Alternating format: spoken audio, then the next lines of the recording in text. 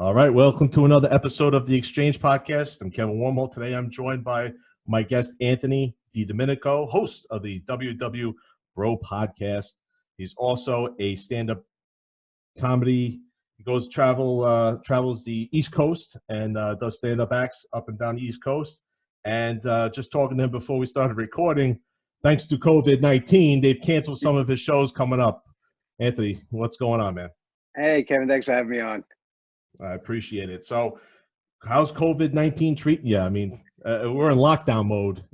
Yeah, I mean, any venue really that holds over 50 people is closed. So when this started coming out and they started mandating that, comedy clubs closed down, and just even a lot of private events I had, like firehouses and shows like that, they canceled, they postponed. So hopefully those dates will resurface again in the summer when this is all over. But as of now, a lot of comedians, their calendars are pretty empty. Yeah, and that's a damn shame, because I think we need comedy right now more than ever before. Everybody's in a panic.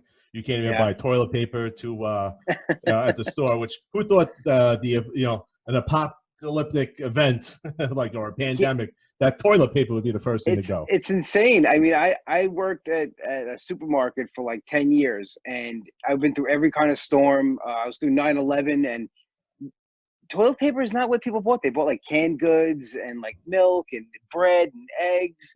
But I don't know what, like, with this that happened, that they decided they needed toilet paper. I mean, are we afraid that we might have to revert back to wiping with leaves if we don't get any toilet paper in the store? Yeah, just go in the shower if you run out. Like, you clean yourself. It's okay. You'll be all right for 2 days. Yeah, you can survive. You can't survive without water, but toilet paper you can survive without. Toilet paper, you're good. So you run a podcast, WW Bro Podcast. Tell us a little bit about what that podcast is about. I started that podcast about 2 years ago. It chronicles like my weight loss journey. I've been doing podcasts and radio probably over 10 years. And so I've always done a podcast about like my interests, whether it be comedy, wrestling, hockey. And I was looking to start another podcast, and I put it a poll up on Instagram. And I was like, hey, I'm thinking of starting another podcast. And it was wrestling or Weight Watchers. And it was like literally 99% to 1 to do the Weight Watchers one. I'm like, okay, I'll give it a try. And it was something out of my comfort zone, because it's not really a comedy driven or a subject matter that I could talk about without really getting personal. So I dove into my weight loss journey, things that have affected me along the way, blockages like over the years that I put up that helped me, gain weight. And it's been great though, just being able to go on there once a week and talk about my week and talk about things that bother me, things that work, things that didn't work. And I think the realness is what people have picked up on, because it's actually started to get some kind of a following. Yeah, I've noticed you have an amazing website. You have tens of over 58,000 downloads. People want to hear that message, because, I mean, think about what a huge percentage of Americans battle weight loss. I'm overweight. Most Americans are overweight. It's always something that we're constantly fighting against, and to see somebody go through that and share that is helpful to others. And you've gained an audience to see how you're fighting it, and to join in your journey, and you share it on a weekly basis, do a weekly podcast, reaching out to people. So, I mean, what was the spark that got you into that? I mean, you said that there was either wrestling or Weight Watchers, but yeah. I mean, to actually go through with it, I mean, you took a poll and say, hey, you know what, I'm going to make this work. What was that motivation? Well, just as a comedian, as someone who always looking for that creative outlet, I was doing a podcast, like a weekly one. It was with a co-host, more like a talking heads type of show, and I was just looking to do something on my own. And I'm a big wrestling fan, and I was gonna just do that. I'm like, okay, wrestling. People seem to like wrestling, and maybe I can get an audience through that. And I was talking to a couple of comic friends of mine, and they were like, why don't you should do one about your weight loss journey? Because I was posting a lot on social media before that. I started getting involved in the Instagram community and posting like my successes and stuff on there and Facebook. And even like the messages I was sending through that, a lot of my friends were like, well, you should put that into a podcast. You should talk about that. And then finally I was like, okay, I'll give it a shot. And I honestly thought it would last a couple of months and then I get sick of it. And from the first episode, people really responded very well to it.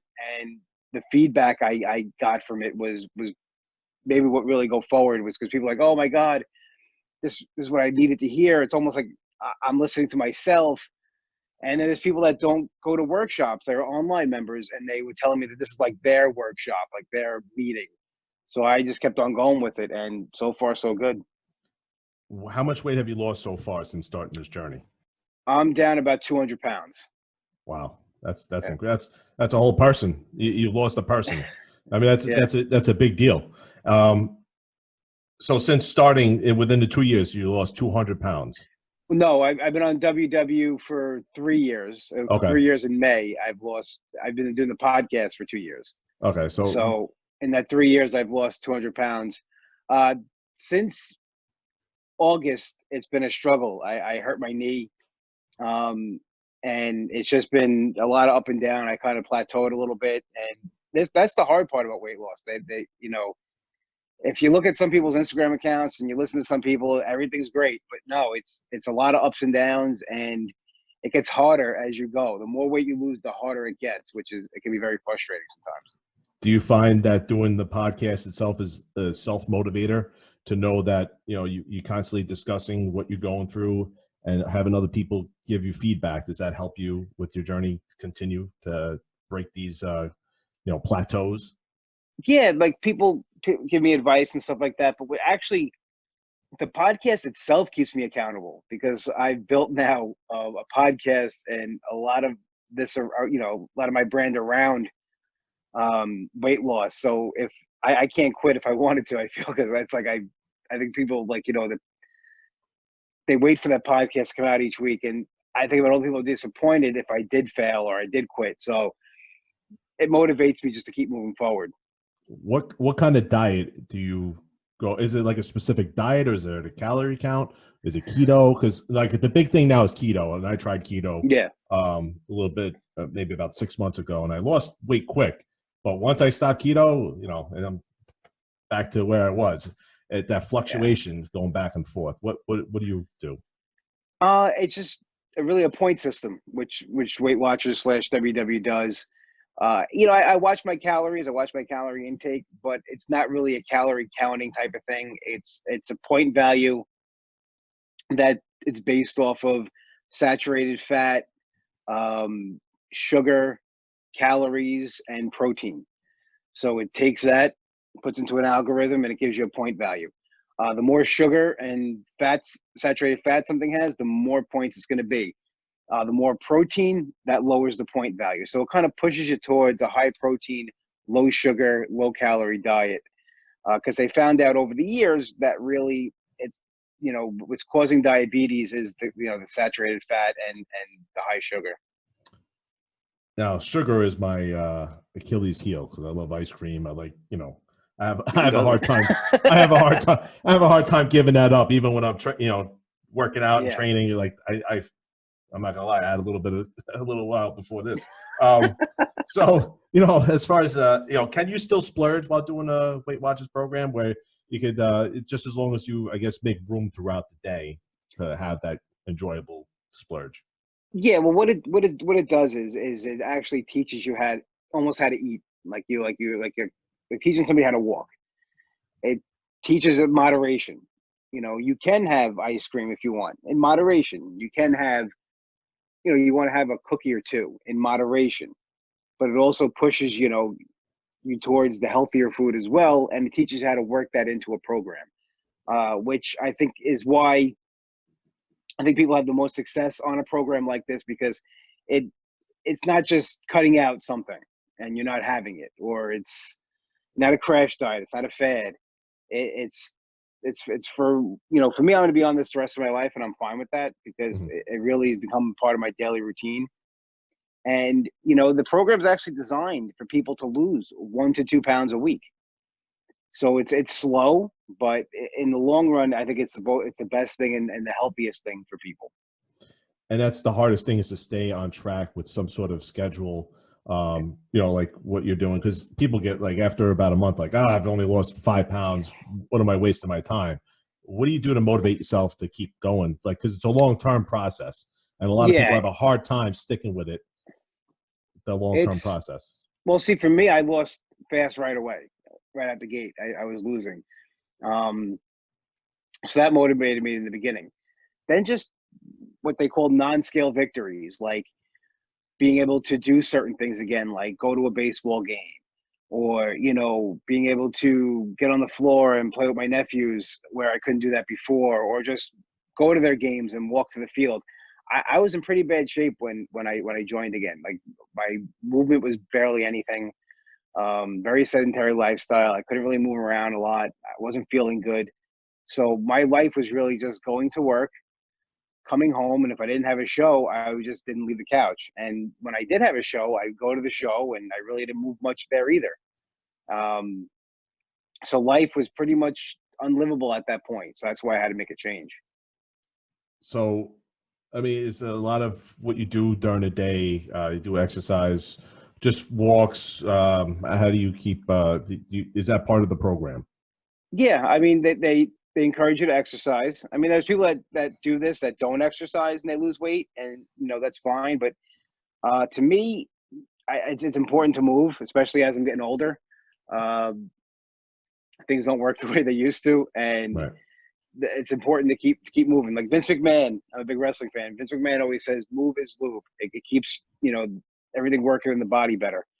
So yeah, I walk. I go to the now I can't go to the gym because it's closed, but I pretty strict gym regimen. And Saturday I go for like a kind of like a walk slash hike in Merrick down by the preserve at Norman J. Levy.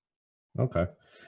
Weight Watchers is also now geared towards mental health, I guess, within the Hmm. weight loss community. A big problem that people don't, realize is, if you get your mind right, it's a little bit easier to get through this process to lose weight. What are some of the things that you had to do? Well, I mean, I always look for an excuse. I'm an emotional eater, so I'll look for any excuse to go off the rails.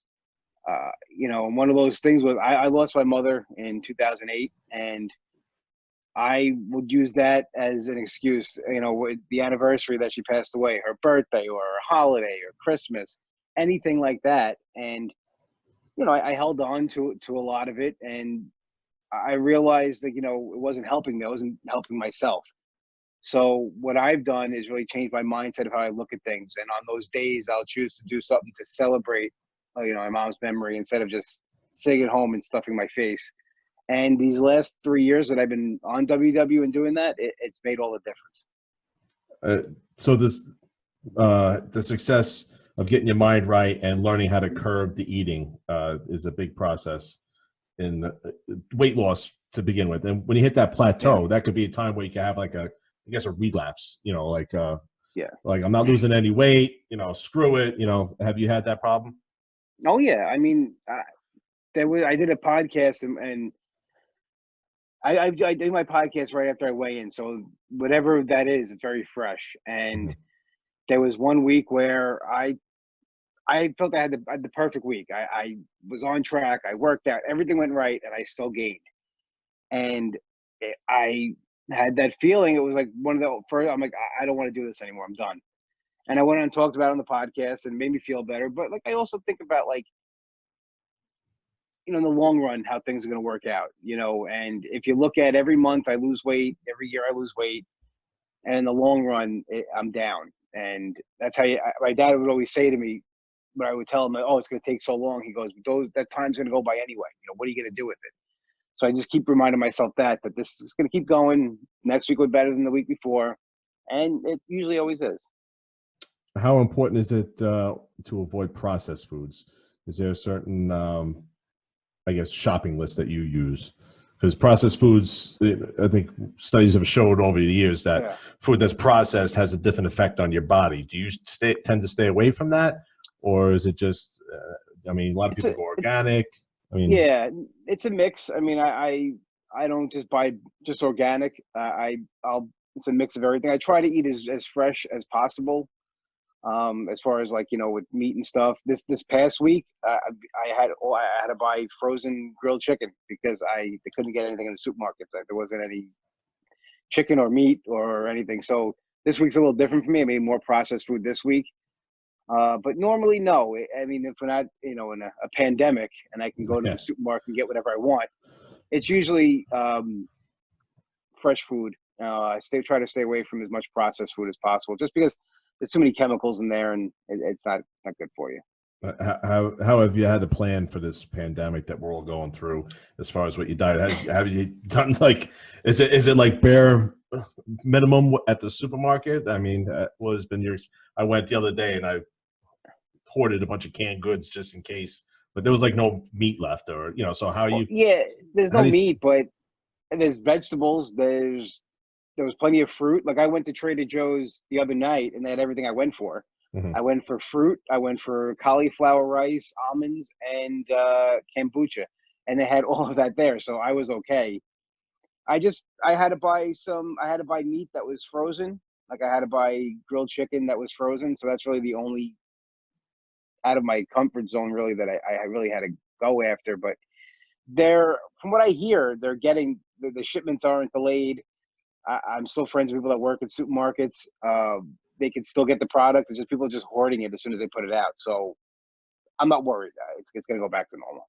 Yeah, I can't wait till it gets back to normal. Me too. It's like I live over in America. I went to the local small hole in the wall supermarket to avoid Stop and Shop. The Stop and Shop was absolutely insane. Yeah, I can't stand crowds either.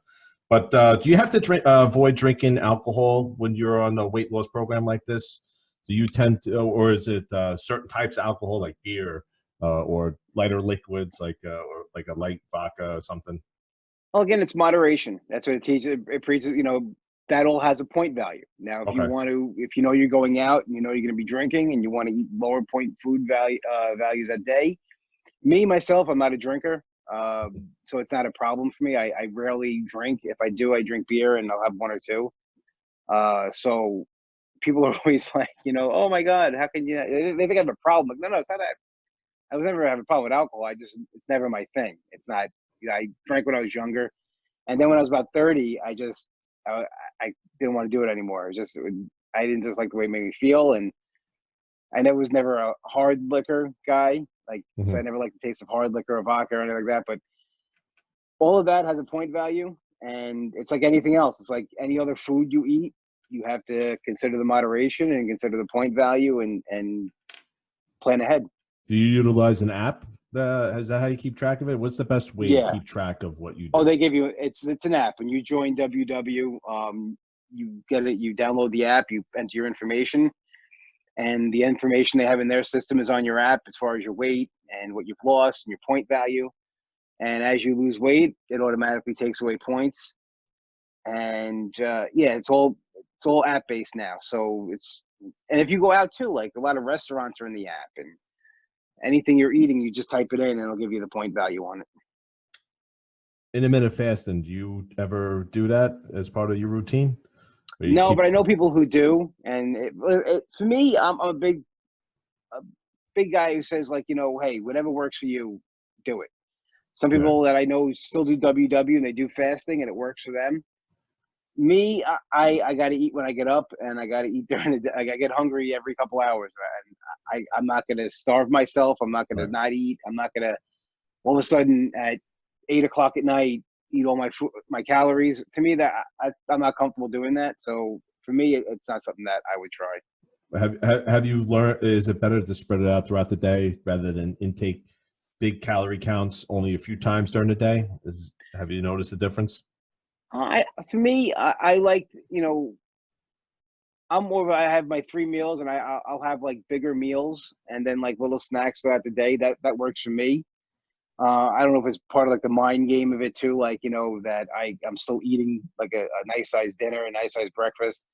Really, I guess breakfast and dinner are my biggest meals. Lunch is a smaller one, because of the snacks throughout the day. And then sometimes I don't even have a snack after dinner. I'm still full. So that system works for me. Now, I know we touched on your comedy. You're a stand-up comic. You travel, and we have cancellations due to the coronavirus. Yeah. We had some events that were planned that I saw on your website. I guess they canceled some of these events, obviously, because of the you can't have more than 50 people in the club. Yeah. So, but I still wanted to ask you, when you do travel, and for people who do travel a lot for business, for work, whatever it is that they do, how do you maintain your diet while traveling? It took me a little while to figure it out. The first weekend I was on the road that I joined WW, I gained almost 5 pounds. Those old habits just came creeping right back. I was driving up to Saratoga Springs and I stopped to get gas, and I didn't even remember doing it, but I had bought a couple of Twix bars and there was Twix in my car now. And I'm eating them driving up. I'm like, the old habits just kicked in. I was eating fast food that weekend because I didn't plan ahead. Now what I do is I bring my own food. I'll pay a little extra to get a hotel room with the kitchen if I'm going to be there for an extended period of time, more than a night. And I'll cook myself, or I'll plan out. I'll look up restaurants in that area that have, very Weight Watcher friendly foods.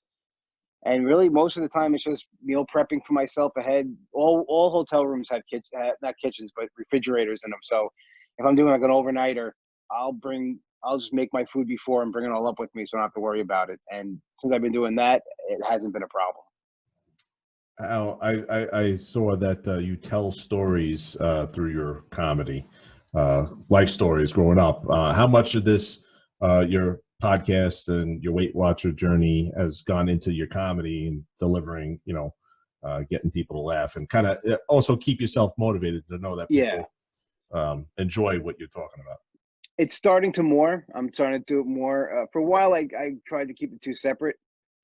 Okay. Um, but now it's morphing into it's just morphing into each other, because again, I'm very autobiographical with my comedy. I talk about what happens in my life and what's going on, and weight loss is such a big part of my life, and it's become such a big part of my life that I'm feeling like I'm doing a disservice of not talking about it. Like, there is funny in it. There are funny things that happen, Mhm. and I want to share that with people. Yeah, because I think people would appreciate also. A lot of people in your audience might be going through the same struggles that you have gone through, and Hmm. see that if you can make, because people take, and I'm sure you agree, could be hard on themselves when they're going through something, uh, where they gain weight and they're trying to lose weight, and it's a constant battle. It's never going to end. I'm like constantly fluctuating, and I can't get myself. Every time I seem to get myself in a routine, my schedule's so hectic. I get lost, Yeah. and then I quit, and I forget. Screw this. So I've understand a little bit. So people obviously would like to see some light in what is a tough journey. Um, how long do you spend practicing your material before you go on tour? Doing Well, we're always, you know, working the material in and trying to do material.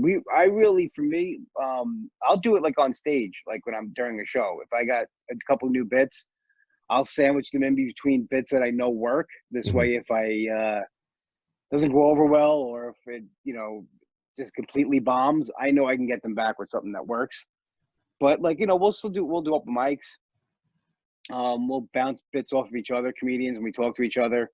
I'll even put them on social media. I'll write it out and like in a tweet or something like that, and see the response to, if I get a good response from that. But most of the time, I work on new material on stage in front of a live crowd. I've been doing it 10 years now, so I'm comfortable that if I have something new, I could try it in front of a crowd.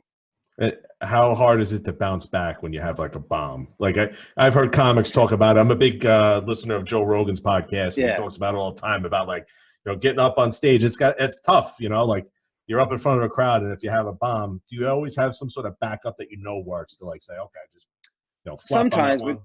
yeah, but then sometimes nothing works, and that's when you're just completely eating it. And to me, sometimes that's more. To me, it's funny. Like I'll be giggling sometimes during a bomb because I know how bad it's going. But sometimes, yeah, I'll have bits that I know I can go right into that'll get the crowd back up. But sometimes there's nothing. You're not coming back from it. Just gotta power through, and that's a sign of a real pro, a guy who can still power through and do his time when it's going bad. Have you noticed a difference in audiences from different parts of the country? Because you've done some traveling shows today. Is there a difference in what people find funny, I guess?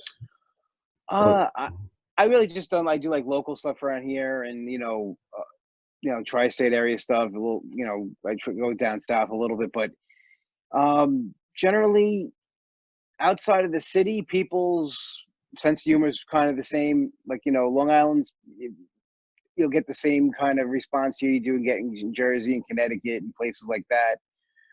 But overall, people's sense of humor are just going away. Everybody's very offended. Everybody's triggered. That's what I was going So to bring up was the social media culture, because you could see how yeah, easily a lot of comics have a hard time. Like Dave Chappelle got destroyed over his last thing, which I thought was hilarious. But I yeah, mean, it's comedy.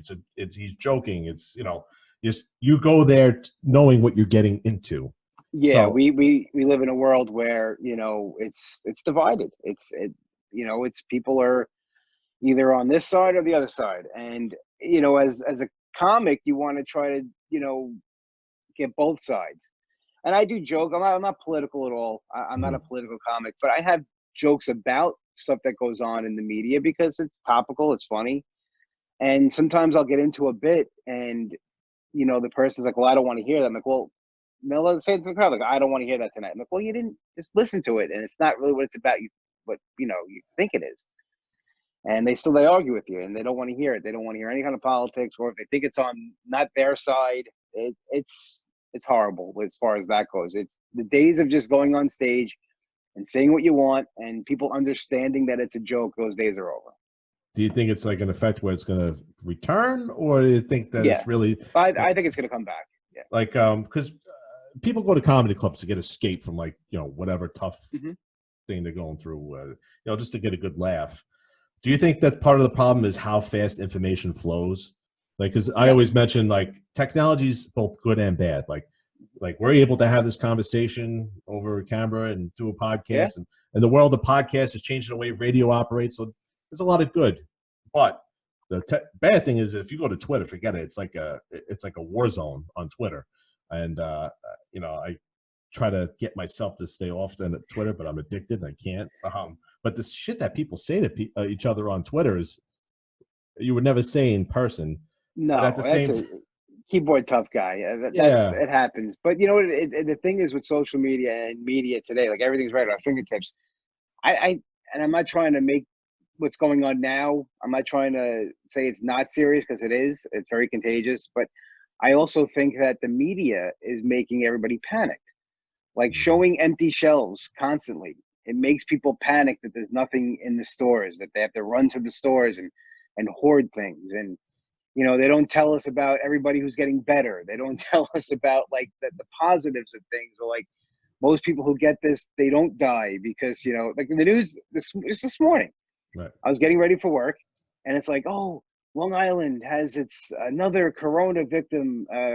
She dies, blah blah, blah. And comes back like 90-year-old woman. I'm like, well, she's 90. Right. I'm There not might be some saying, other issues. Yeah. listen, I for her family and everything, I feel bad, but like she was 90. And they always say, and then there was underlying issues, but like I'm not saying someone deserves to die, but like what I'm saying is that put into perspective, a 90-year-old woman who probably wasn't in good health to begin with, if she got the flu, it would have done the same thing or something else. right. They don't It, say like, hey, a 40-year-old guy got it, nothing happened, and now he's okay. That you'll never hear. right. The flow of information, the way um, people also could change the narrative Hmm. so quickly, and and just I mean, literally, you could throw one tweet out there and it could just pick up speed, and it Oh doesn't even yeah, have to be true. A lot of times, the big headlines, I feel for comics. I mean, especially now with this going on, cancellations. But you guys have such an yeah. uphill fight all the time with getting through to people. Have you ever like done a show where somebody like has outright told you while you're doing the show that they're offended? Yeah, absolutely. I do a joke. I did. I used. Well, I don't do it anymore. But I used to do a joke about the wall, the Mexican wall, and but really the spin on it was that I didn't want a wall in Mexico. I wanted one by Canada, like to keep them out because they look like us. Right. So it was like, because they're the ones taking our job. And I got into the joke, and a woman said, this is what I was talking about before. A woman was like, nope, don't want to hear that tonight. And I'm like, well, if you just listen to the joke, it's not about that. And she goes, I don't care. I said, well, you have two choices. I can do that joke, or I can do the next 5 minutes on you. Right. And she was like, well, I don't want to hear it. So I ripped her apart for 5 minutes. Then afterwards, she came out and she goes, all right, tell me the joke. I told it to her, and she goes, oh, you were right. There's nothing to do with politics. I go, yeah, exactly. I said, but you just sit there, listen, process it, and then you'll see what the joke is. But that doesn't happen anymore. Yeah. People right away, as soon as they hear certain things, that they go right to the other side, and they'll tell you right from the beginning that I'm offended. That offends me. I don't want to listen to that. Yeah, I think the big issue is people just read the headlines without reading the full article and getting all the information, and people don't listen anymore. They just want, everything's so you have to be satisfied, instant satisfaction. We're a clickbait society. People want the clicks. So they put things up there that people are gonna click to. Like I watched something today. I forget what it was, but it said something, and I watched the video, and it had nothing to do with what the headline was. Right. They just wanted. I clicked on it. I fell for it. I'm the moron who fell for it. That's how they got my view. Well, listen. The good thing about technology is messages like yours gets out on your podcast, the WW Bro podcast. Tell everybody who's listening right now how they could follow up with your journey. If they are fighting the uphill battle with losing weight, how they could join you and what you do. Because listen, what you're doing is great. I've listened. I see your posts on social media, and I want people who are struggling to follow you and join you in your journey. Tell people how to. Okay. You can find the podcast. It's available on iTunes. Just search WW Bro Podcast. You can also get it at the website, www.bropodcast.podbean.com. Or if you just want to head over to my website, it's available on there as well, anthonydlive.com. And you can follow along on Instagram at Comic Anthony D. And I guess we'll find out by the summertime whether your summit events will be going. I really hope this nonsense gets over. I hope they find some sort of vaccine or something just to get people to relax. I think they're taking the right precautions. Keep everybody away from each other. And I think this next week is going to be a big telling sign of what's going to happen as far as when people are going to be coming. I personally, and I'm a moron, but I think in a month we're going to be okay, and I think by mid-April we'll be back to normal. That's my opinion. I don't have no scientific facts or anything. I would like to be as optimistic as you, but I will tell you two things. Yesterday I'm driving around the city, and it's like the parks are full, kids are all over the place. It's like summertime, and people are wandering, walking the streets, and everything was still going on like normal, other than traffic. Traffic was good, but that's the problem is that they're telling you to stay home. Stay home. It's not vacation. It's not. I goes. And they want you to stay away from people. I don't know if you saw in Florida, spring break time is now, and it's still going. The beaches were packed, and I'm like, oh Jesus, I really have no hope for society. But I hope I could be as optimistic as you. And people stay the hell home. I don't want we want this shit to end. So it's funny. Out. Quarantine is just my life. If I don't have comedy or shows, I stay away from everybody. I'm used to this. Well, listen, I highly recommend everybody follow you, continue following your journey. I hope you continue to have success and continue to lose weight. And listen, you feel better about yourself now than you did 2 years ago. Better. So obviously what you're doing is working, and it's important. And keep going, man. You're doing great. Thank you very much.